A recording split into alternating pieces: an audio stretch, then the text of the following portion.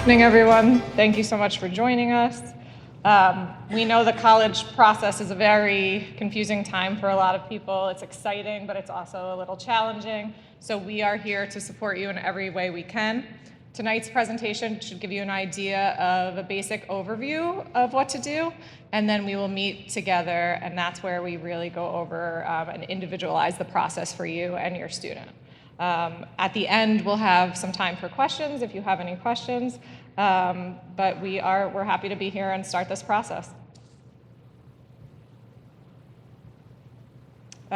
Here's two of our seniors from last year, our Val and Sal. So our Val was Jocelyn, and she's currently at RPI, Rensselaer Polytechnic Institute, and she's studying computer science. Our salutatorian was Cameron, and he is currently at Binghamton University, where he's also studying computer engineering. So we've had some really successful students, especially in last year's class, get into some great colleges. And quite honestly, we are firm believers that everybody will find the right place. So it may not be exactly what you've thought, but there are a ton of different opportunities. There's a ton of different colleges and universities, and you will definitely find one that fits for your child.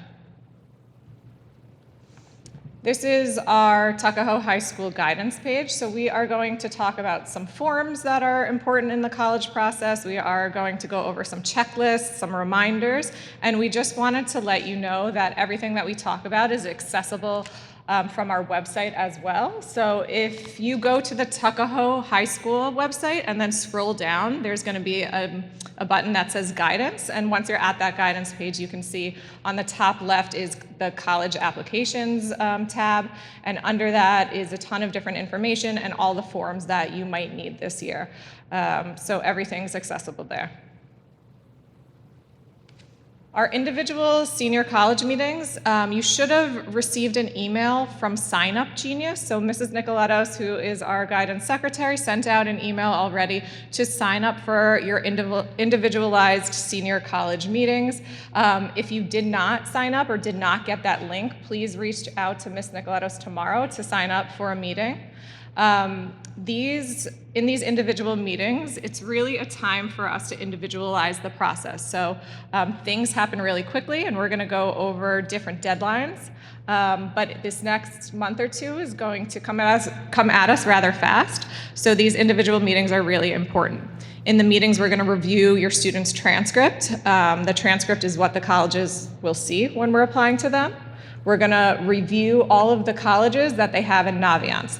So at this point, we should have already met last year and come up with a list of colleges in Naviance that your student was considering. So the idea was then to narrow down those colleges, take a few trips, go on some college tours, and narrow down those colleges into the ones you actually want to apply to.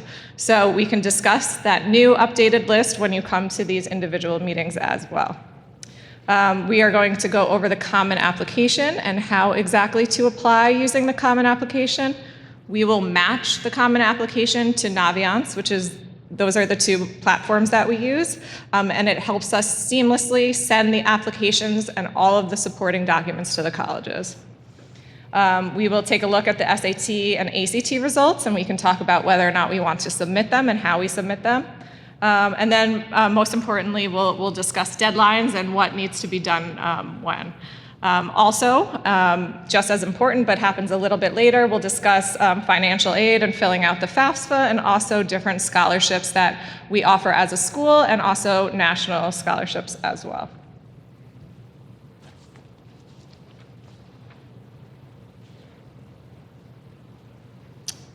Good evening, everyone. Up on the screen right now, we see a student college application checklist. In your folder is the same checklist for you to take home, to look at. When we have those individual meetings in the next couple weeks, we'll be going over that checklist with each student and family.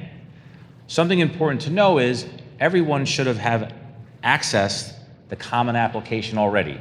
Some students have already started inputting their information. If you haven't done that yet, now's the time to start. You can always ask myself or Ms. Perillo for assistance.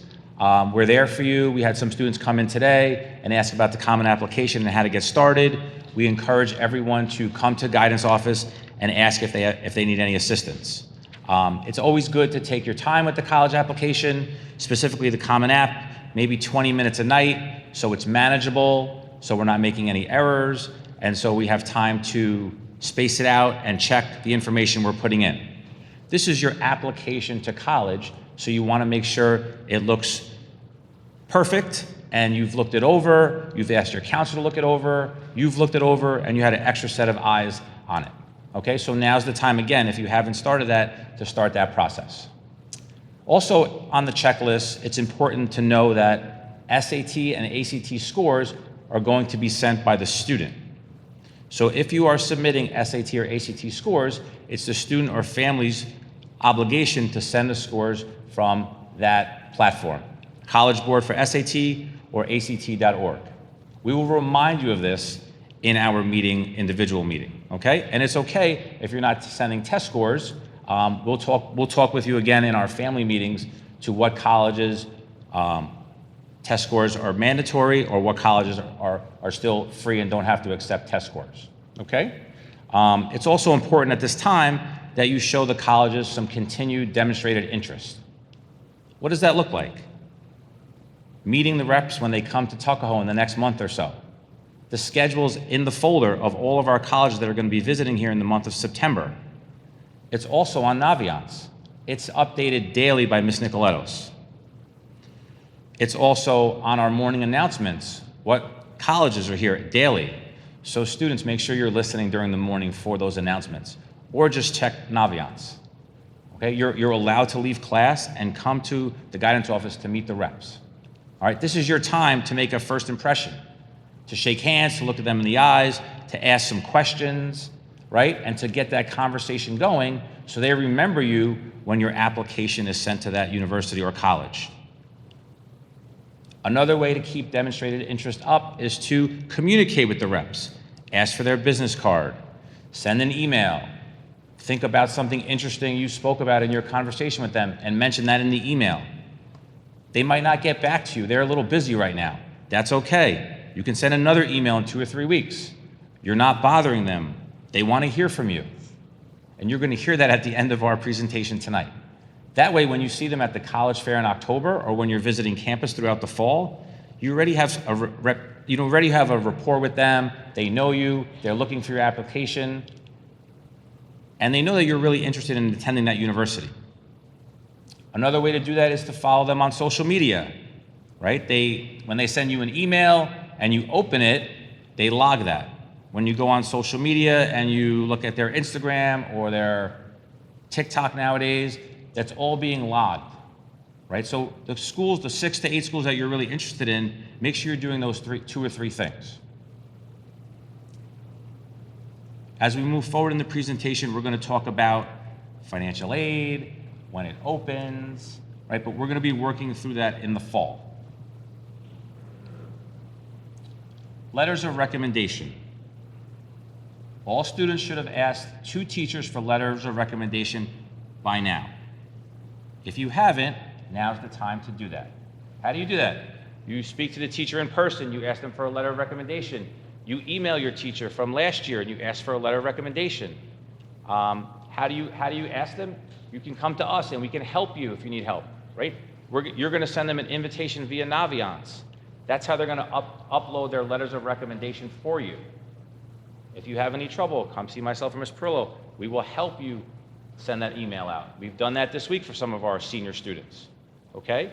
You should try to ask one science or math teacher and one English and or history teacher, okay? Some students like to ask a music teacher. That's great. Or an art teacher. That's also great. That could be a 3rd letter of recommendation. And then we usually read through them and we choose which ones show you in the best light. The letters of recommendation are not uploaded to Common App, like some students asked me today. That's a good question. They're uploaded to Naviance. And it's the teacher's responsibility to do that. They will do that. They have a lot of letter recommendations to write. They will upload them by October. It's always good to remind them. It's always good to give a teacher your resume or some activities you've done this summer, last spring. It helps them get to know you more and helps them write a strong letter of recommendation.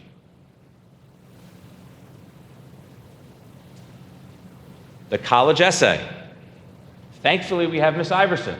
She's going to be working with every senior student, most of every senior student, on the individualized essay. She's going to have a conference with each student. In the classroom, there's a lesson plan, there's a project that's going to be done.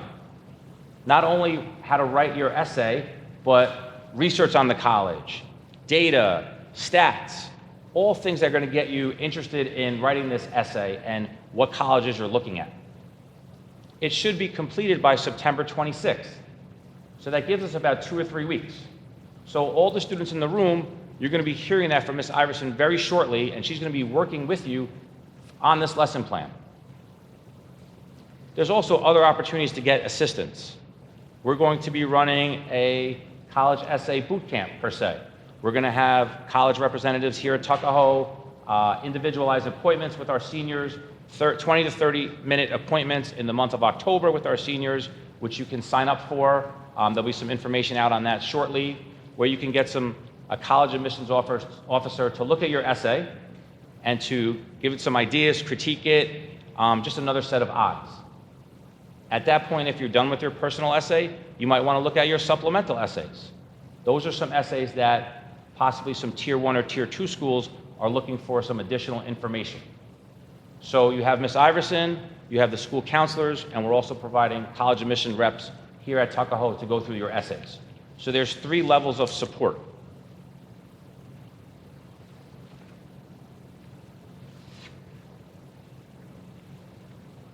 All right. There are a few different application types. We've just touched on the common application tonight, and the common application is what students usually use. A variety of colleges are on the common application, but there are specific times where a college is not on the common app. If that is the case, they usually have a private application that you need to fill out. For example, Georgetown is one of those schools. So in that case, you have to go to their individual website and fill out their application there. So that process looks a little bit different than the Common App, but for the most part, our students are mainly on it. The only other option that we see rather frequently is the CUNY or SUNY application. A lot of the SUNY, which are the State University of New York schools, are on the Common App. But the CUNY application, the City University of New York, those schools are typically just on the CUNY application. And the way that works is you rank up to 6 colleges that you'd be interested in attending, and you fill out one application for those 6 schools. So we are happy to walk you through those alternate application types if that is the case for you. But again, we encourage everyone to start the Common App if they haven't already, and to make sure that is kind of the main one that they're using. There's different deadlines and admission types. So I'd say last year, our senior class of last year, 90% of them applied early action. So early action is usually those deadlines can be as early as October 15th, November 1st, right? So that's kind of coming at us rather quickly. The advantage of applying early action is that you find out sooner your senior year whether or not you've been accepted. We have seen an increase in deferrals now that there's a ton of students applying early action, meaning they might say, hold on, we're going to put you into the pool of regular decision applicants, so you may not get a decision earlier, but there's the possibility exists you do. So we encourage you, if your applications are done, we encourage you to apply early action, and you can apply to as many schools as you'd like early action. There's another decision type, and it's called early decision, and you can only apply to one school early decision. It is a binding commitment you're making. You have to sign, the parent signs off on a document, the student signs off on a document, and we as counselors will sign off saying if you get accepted, that you will attend. So you're promising to attend if you get in. Applying early decision can very much increase your chances of getting accepted into a college. So it depends. We are happy to talk to you individually if you're considering early decisions.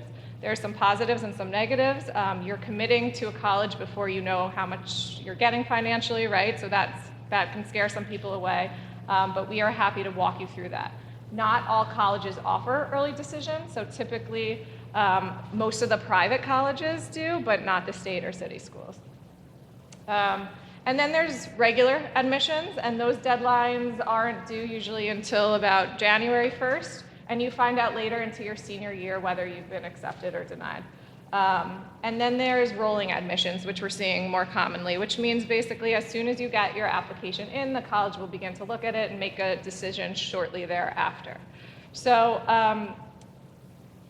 one of the biggest pieces is that we ask students to, we have an application processing form, which Mr. Treglia will touch on in a second, but we ask students to give us at least a week to process when they're applying to a college. So when October 15th rolls around and 30 kids have a deadline, it can be difficult for us to process everything on that date. So we ask for a little bit of advance notice so we can make sure all of the teachers' letters of recommendation are in and that we can send everything to the college by that deadline as well. So that deadline is for everything, not just you guys. The other thing is a deadline is a deadline. That's the last possible day you can turn something in. It is always better to get something in before a deadline, so we encourage that as well.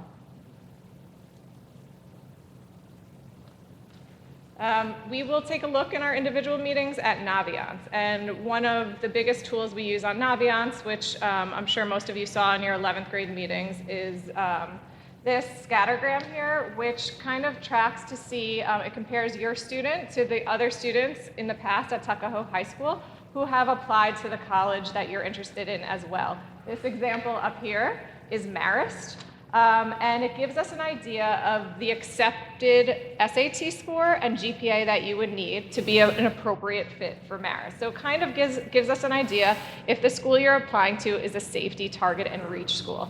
And one of the biggest goals of our college meeting is to make sure you have an appropriate list of schools that you're applying to that have those safety, target, and reach options.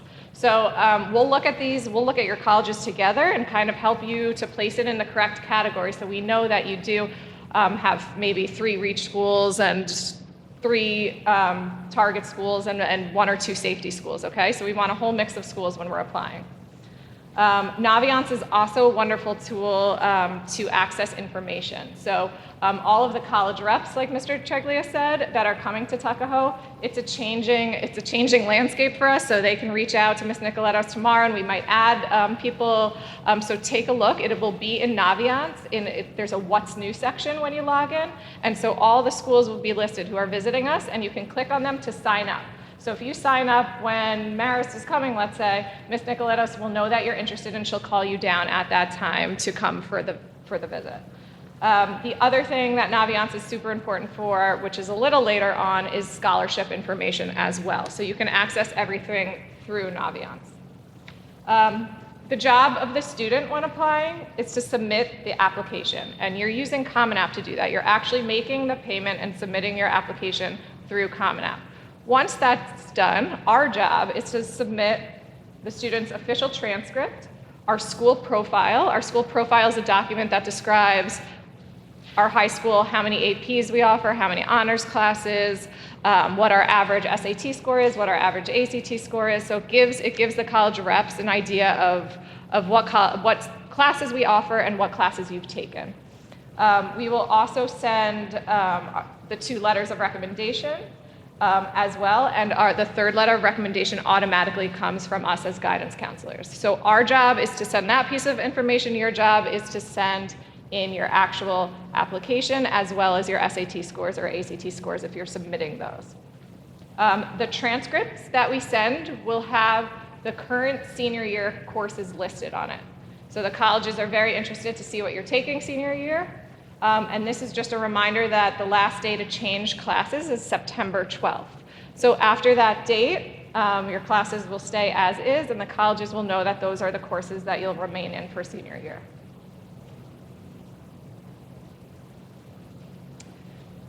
The ACT and SAT. So we do not report the SAT or ACT on our transcript. They have to be officially submitted by the SAT website or the ACT website, and you have to log on and you type the schools that you're applying to to the SAT website, and then you have to make a payment for that as well, and you send your scores to the schools you're applying to.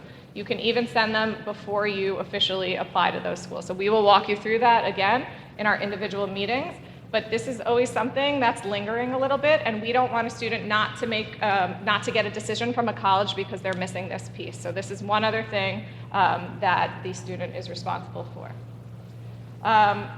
Another big piece is that we ask students to, they can list their SAT score in the Common App. So if they want to self-report it, they can, but it doesn't count as an official score.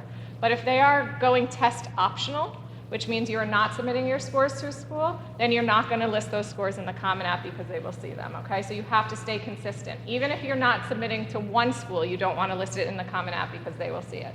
So again, we will definitely work with you through that. We've seen also a shift in sending in SAT or ACT scores. So a lot of the IVs are now, they went after COVID, a lot of schools decided we are going to go test optional, and now we're seeing that kind of shift backwards a little bit, starting at the probably tier 1 schools. So they're requiring testing again. There are still, I would say, 70 to 80% of schools that do not require or still make it optional. So if you are considering and do not want to send in your scores, we will go through college by college and talk to you about whether or not that's a good decision or if we want to send them. Also, I think Ohio State, Miami, and Georgia also went back now to requiring testing again. So again, we will help you through this process, but the SAT and ACT can be an important piece.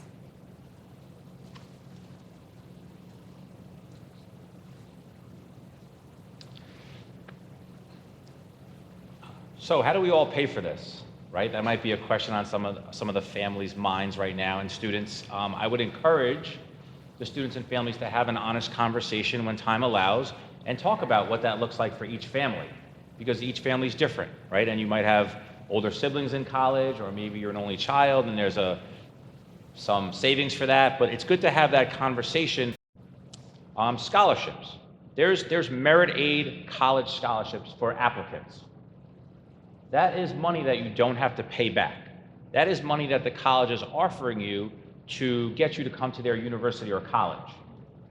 So to all the students in the room, it's really important to keep your first quarter, first semester grades up, because colleges are looking at these grades not only for your application, but also can look at it for what type of merit aid you qualify for. Some schools are so specific as if you have an 89.9 average, you don't qualify for a certain merit scholarship, but if you had a 90, it opens the doors to more money for that university. So that's a question you want to ask a rep at a college fair or individual. You can say, what's the SAT score or GPA that you're looking for to have a student gain merit aid? And the rep will tell you pretty close to what they're looking for. That's a totally okay question to ask students and families, okay? Because you want to get accurate information. Every college is different in really what opens doors to merit aid. So it's always good to ask that question. At Tuckahoe, we have our bulletin on our scholarship page. It's on our website. There's a tab on the left-hand side. It's called a scholarship bulletin. That's updated daily, weekly by Ms. Nicolettos. Generally, most of the scholarships are updated November, December, January, February, March, April. Right now, we are focusing on getting our application ready, getting our application off to colleges by maybe the November 1st, November 15th deadline. And then after we do that, then might be the time to look at the scholarship opportunities on the scholarship website. Generally, in the second semester, students start coming into the guidance office and asking about scholarships. How do we get them? How do I apply? And there's a lot of great scholarships available to our students. Just please know the deadline is not when the application is due for a certain college. The deadline for the scholarship is due when the scholarship deadline is. It's a little different. And so on each scholarship on our bulletin, we have the deadline. And sometimes students wait till 2:30, 3 o'clock on deadline day to hand in the scholarship. I would encourage you guys to try to hand them in on time or ahead of that, because Ms. Nicolettos is processing a lot of scholarships, and we have a lot of competition for scholarships, so sometimes it's better for you to get your application a little earlier. We have a lot of great local organizations here at Tuckahoe, Eastchester, Bronxville, that offer tremendous amount of scholarships to our seniors. So I really encourage you to look at that in the second semester and get your applications in. It could be police and fire, it could be EMT, it could be a PTA scholarship or a local church or organization, but there's a lot of opportunity here to get some money to help you pay for college. Don't be shy, come ask us a question, we're here to help you, but as the second semester rolls around, you're gonna be seeing on the scholarship bulletin more and more deadlines and scholarships put up there. So if you have any questions, please feel free to ask us. Financial aid. Financial aid is really a type of loan that you are getting to pay for college. You will have to pay that back. What does that look like? It could be a grant. It could be a loan. Sometimes when students go to college, there's a work-study program where you get a job at the university and you earn money. There's different ways to pay for college. The FAFSA is open on October 1st. Some of our families have begun to fill out the FAFSA, but please know it's open on October 1st. And another important date is we're combining with Eastchester for a financial aid night on October 8th at 7 o'clock at the Eastchester High School gym. All Tuckahoe families and students are welcome, and we encourage you to attend. You're going to be hearing from a college representative on the financial aid piece. Right now, we're looking at the college application processing form.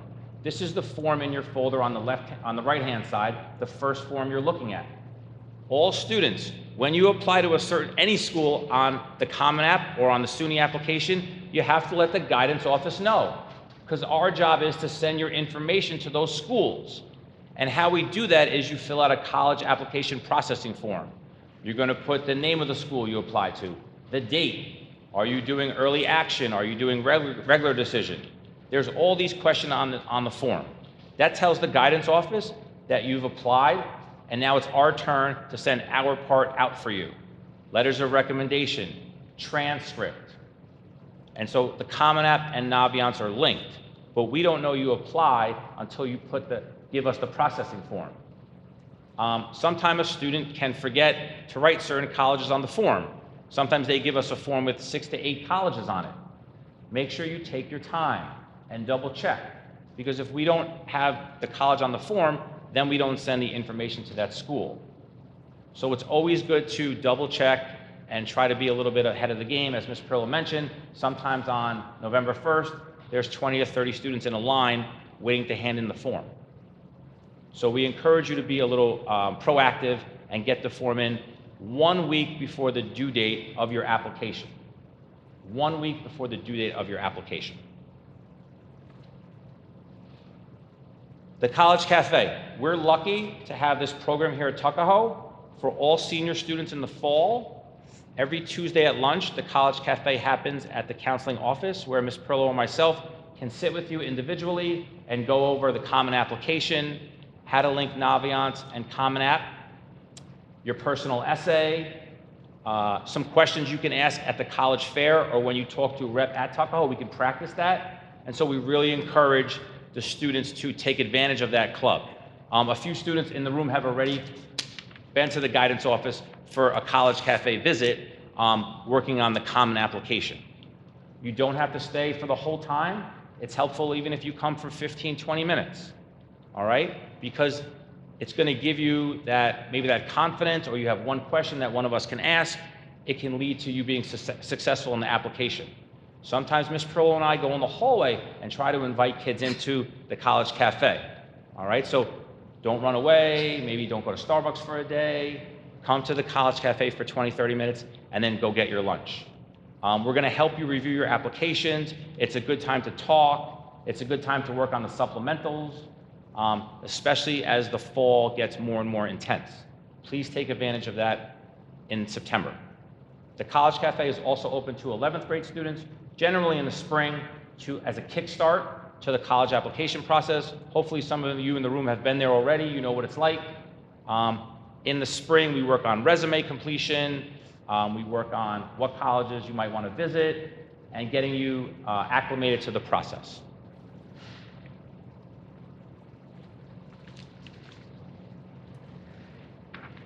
This year, again, we're going to be working with Eastchester and Pelham schools to be part of a college fair.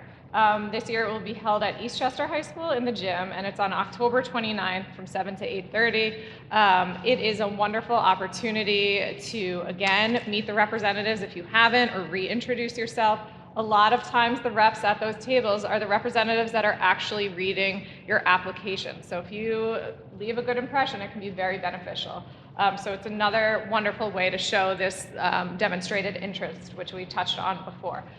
If we get information about other college fairs, we will definitely let you know and send out some information as well. The Southern Westchester College Fair is at the county center, and that fair is much bigger, and there's going to be a ton of different schools and students going, but we also encourage you to go to that as well, and that's on October 22nd from 6 to 8:30. You should be able to access their website to find out what schools are going there, so you can make sure that the schools on your list will be there before you attend. Eastchester Library is also holding a few events this year that could be applicable. So there's one about college essays, and there's another one about inside the college admissions committee. Both are run by Princeton Review. They're working with Eastchester Library, but please know that you have to go, you have to register for these events. So if you are interested, please make sure you go on their website to register as well. We are also going to go visit Sacred Heart University. So we are taking our seniors to Sacred Heart on September 30th. So please expect information on that shortly, but it's just another opportunity to take a visit to a campus. We've had a lot of students in the past 5 years who've applied to Sacred Heart who have been accepted, some who've attended and are very happy. So we think it's a great opportunity to expose our students to another university. At this time, we would like to welcome Jose de la Cruz, and he is the Associate Director of Undergraduate Admissions at Manhattan University.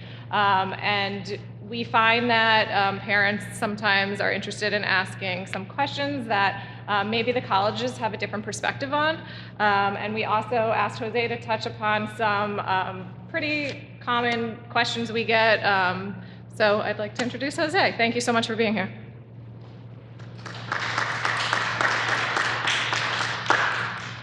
Hello. Thank you so much for having me. I'm actually a graduate of Manhattan myself. I graduated in 2021 with a business management degree, and last year with my master's in school counseling. With that being said, I know we get a lot of questions on the road. I do a lot of college fairs, college visits. I already started my travel, so today was my first day. I'll be here, I believe, next week as well. I'm doing a visit, but on the road we get a lot of questions specifically on how to connect with a counselor. Nowadays it's pretty easy to connect with an admissions counselor. If you don't want to do it, in person, face to face, you can just go on the website and fill out an inquiry form for that school. Once you do that, you're getting into the email list, so they will start sending you information.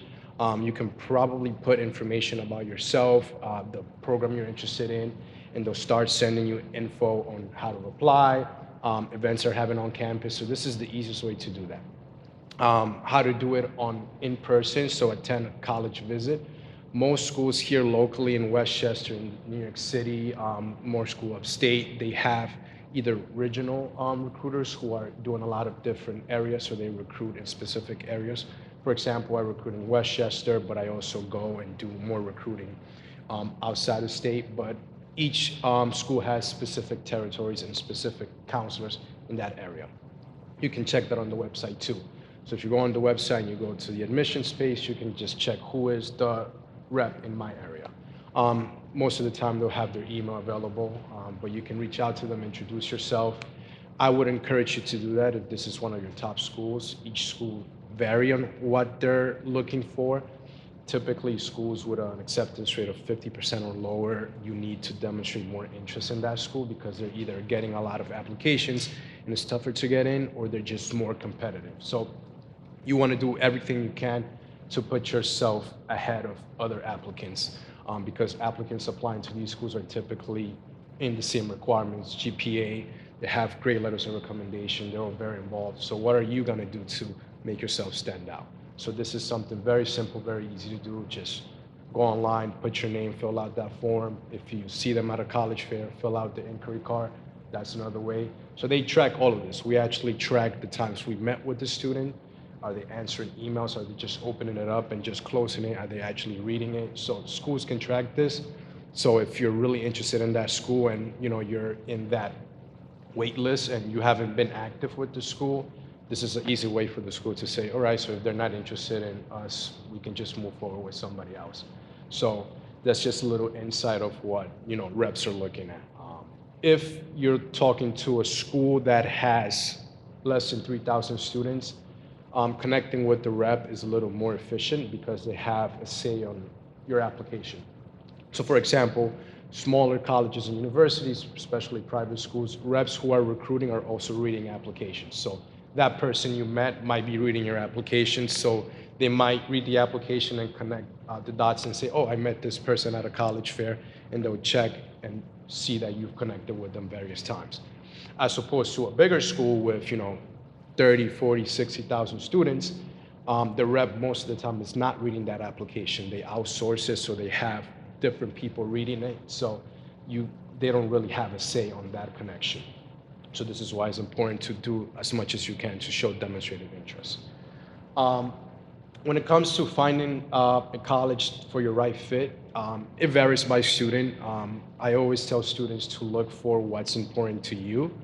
Are you looking for a small, medium, large university? You're looking for a school closer to the city, more urban, or you're looking more rural? Are you looking for schools that offer your different interests, whether that will be internships, what is the retention rate, what are jobs after the graduation rate is very important. That's how you know if a school is maintaining those students. Not only getting there, are they keeping you on campus? Student life. You're not just going to be taking 5, 6 classes a day. Most of the time, students are taking 3 to 4 classes in a day, max 3 in a day. So what are you doing outside of the classroom? Is that something important to you? Clubs and organizations, study abroad. So these are some things that might not be asked at the time, and it might be too late when you get to that school and you don't ask those questions. So when you go and you meet with these reps, just ask those questions. What does study abroad look like? What is there to do on weekends? Can I join this club? Can I start a club? Do you have intramurals? These type of questions. What kind of events are you having on campus? Are you bringing guest speakers to lectures? Can I sit in a class as a senior during the springtime? So these are some just questions you can ask that most reps are able to answer for you. When it comes to yield percentage, it varies by school. For the most part, the yield rate of an institution can be around 8 to 10%, meaning if you have 10,000 applications, 10% of those students are ending up going to that school. But again, this is on average. There are some schools that have really good year rates because they're very known and they don't have a problem with getting students in. There's some other schools that can be lower than 10%. So it ranges. What I would advise you to check upon is retention rate.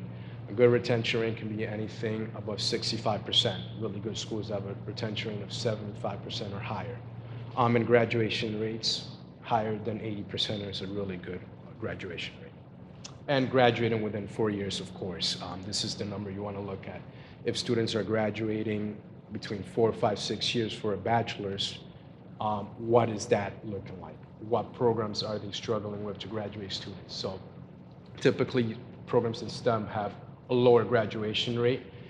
That can be poor advisement if a student is struggling the freshman or sophomore year, and for example, biology, maybe looking for a different program. Those are the sort of things that you want to look forward to. And then when it comes to reputable programs, I get a lot of questions with, so what is this program? What is your most popular program?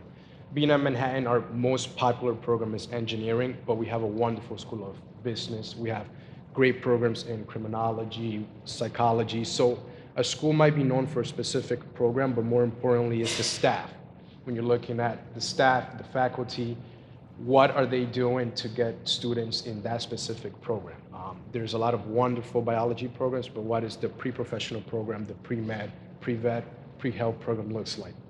So some of the questions that I recommend you asking is, if you're looking for a specific program, Can I still switch? Can I double major? Can I have a minor? What concentrations can I do? What kind of advisement is there here? So those are some of the things you might want to know about reputable programs. Because there's a lot of schools that are known for one thing, but they might have another program that's still very, very good and just doesn't have the same advertisement as the other programs. And finally, when it comes to success, typically students who are happy on campus are the ones who are succeeding the most. You can quickly tell during orientation. So if you are already committed to a school, you pay your deposit, and you attend orientation, you will most likely know or have an outlook of what that looks like. Orientation for students is typically around June. Some schools, if you are going to school further away and you can't make the June one for whatever reason, they usually have one before you move in August or late August. So orientation, you'll kind of have an idea of what that looks like. But before orientation, I would recommend attending Accepted Students Day. Most schools have 3 to 4 events throughout the months of March, April, to get students to enroll at their institution. So if you have the opportunity to attend an Acceptance Students Day, please do so. If you can attend in person, virtual events, some schools have shifted back to in person, but they might still have an Acceptance Students Day virtual. And when it comes to how many schools should I apply to, on average, 6 to 10 is a number that's pretty good, but we've seen over the last 2-3 years with every platform you can think of, Common App, you have niche, direct admissions, you have SCORE. A lot of students are applying to more schools than ever. So I have students who apply to 15 schools. One advice I can say is if you're applying to more than 10 schools, try to keep track of those schools. We have students who apply that don't even know they're applying to that school because there's a lot of shift in college admissions. There's this new thing called direct admissions. So you get invited to that. You don't even apply. They send you an acceptance letter because you already qualified based on your Naviance. So a lot of these companies are buying your names through Naviance, and they're saying, all right, you fit our profile. Let's send you an email saying you're accepted if you interact with us, essentially. So 6 to 10 is a good number. 15, 20 is kind of the max. 20 is a lot, but you can apply up to 20 schools in the Common App, and then you get 6 in the CUNY, so 26, but that seems like a lot. So keep it right under 15 the most, really. And then once you start getting those decisions, that's when you can start narrowing down. How do you do that? Well, demonstrating interest, going to the school itself. Quickly you'll find out just being on campus, if this is something you want to be part of, right? A lot of students who visit can tell if they can see themselves here for the next 4 years. Some can't, so they need to visit more than one time, or just quick interactions you might have at a college fair. The color of the school, the mascot. There's a lot of different factors, but the quickest way would be to interact with the school after you've been accepted. How can you stand out? Well, throughout today, you heard a lot of different things. One of the best things to do to stand out is to present yourself in front of the school. Quickly will be by interacting with an admissions counselor, a professor. Any connections you have to the school is a good way to get yourself out there. Before you even start applying through the application process, aside from your transcript, we like to see your personal essay that you kind of talk more about yourself. If you're talking about something else, an experience, always connect it back to yourself. This is really the only time on your application where we get to hear from the student. Aside from that, we're just getting a lot of numbers, we're getting a lot of outside talk from personal letters or letters of recommendation, but this is your only chance that you get to talk about yourself. Supplemental questions are very important for schools that ask for it. They want to see more, so this is a good way to stand out. If the school has an interview, do an interview with the school. That's another way to get ahead. Audition for those students who are applying to any performing arts schools or anything like that. A portfolio if you're applying to an artsy school, that makes you stand out. Some schools might say we don't accept that or we're not doing that, but just reaching out and putting yourself out there comes a long way. Test optional. So you'll probably hear this from a lot of reps. It really ranges by school. So the schools that you're applying to, educate yourself on their test policy. There is test blind, test optional, and test require. Test optional just means if you submit it, even if you submit it through the Common App, we're seeing that.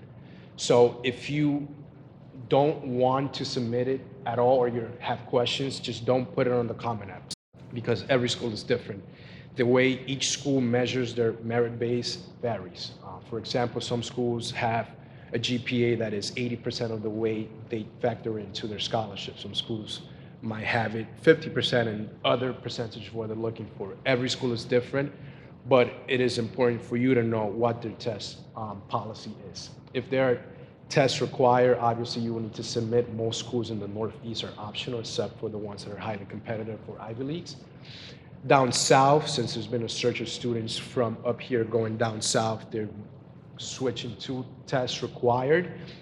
So if you're looking to submit test scores to those schools, definitely do so and do early action for those schools because they fill up very, very quick. Especially those Florida schools are filling up very quick, so you might want to apply early action as fast as you can. And showing interest, I know we talked a lot about that. Again, there's different ways you can do it, in person, virtual, different ways you can do that. And how has the college admissions changed? So it's become more competitive for schools, so that is actually an advantage to the student.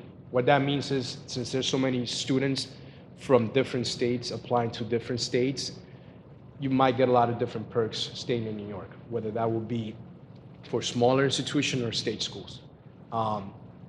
When that being said, reaching out to the school when you already got accepted is very, very pivotal.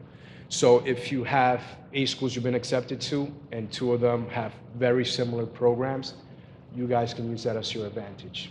How? Comparing schools, ones with their packages. So you can go to the financial and say, I got accepted from this school and this school. Are you able to match this?